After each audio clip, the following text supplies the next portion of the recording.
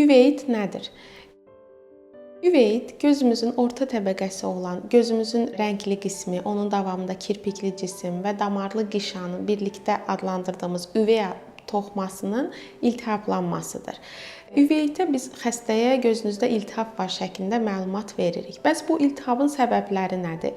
Üveytin səbəbi infeksion səbəblər ola bilər və yaxud da bəzi sistemik xəstəliklərə bağlı ola bilər. İnfeksion səbəblər məsələn vərəm olsun, toksoplazma, herpes virus, demoqolevirus kimi mikroorqanizmaların təsirindən yarana bilər. İkinci sistemik xəstəliklərə bağlı olur dediyimiz revmatoloji xəstəliklərə bağlı, Behçet, sarkoidoz kimi autoimmun xəstəliklərə bağlı, bəzi Crohn, ülserativ kolit kimi mədə-bağırsaq xəstəliklərinə bağlı, həmçinin bəzi dəri xəstəliklərinə bağlı, bəzi sinir sistemi xəstəliklərinə bağlı, məsələn dağınıq skleroz kimi ola bilər. Yəni üveyit xəstəsi göz həkiminə müayinəyə gəldiyində biz onda üveytdən şübhələndiyimizdə bu sadəcə göz həkiminin xəstəsi olmur. Biz bu xəstəyə multidisipliner yanaşma ilə bir çox konsultasiyalar ilə birlikdə dəyərləndirmiş oluruq. Bəs üveyit xəstəsi qarşımıza hansı əlamətlərlə gəlir? Üveyit xəstələri genəldə gözündə qızarıqlıq, işığa həssaslıq, bulanıq görmə, gözün önündə fərqli cisimlər görmə şikayəti ilə gəlir. Ümumiyyətlə biz üveyti ön üveyit və arxa üveyit şəklində ayırırıq. Ön üveytdə xəstələr daha çox işığa həssaslıq, ağrı, gözünü aça bilməmə, qızarıqlıq, sulanma şikayəti ilə gəlir və orada da bulanıq görmə olur təbii ki.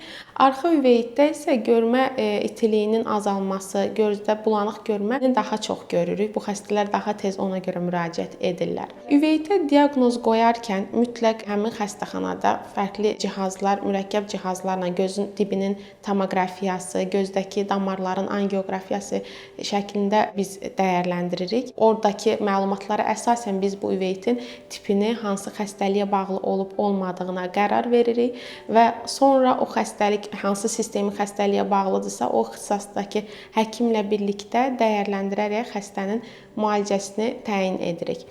Üveytin müalicəsində biz nə qədər göz həkimi olaraq göz damcıları, mərhəmləri, göz daxili iynələr, göz ətrafı iynələrdən istifadə etsək də, orqanizmdəki həmin o sistemik xəstəlik inkişafı dayanmadığı sürəcə, sakitləşmədiyi sürəcə gözdəki iltihabın da geriləməsi çətinləşir.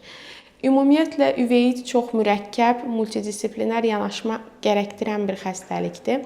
Xəstələr başda bəzi zəif simptomlarla gələ bilər, amma əgər xəstənin müalicəsi vaxtında təyin olunmadığında, vaxtında müalicə olmadıqda bu simptomlar daha da dərinləşir və geri dönüşümsüz fəsadlara gətirib çıxara bilir.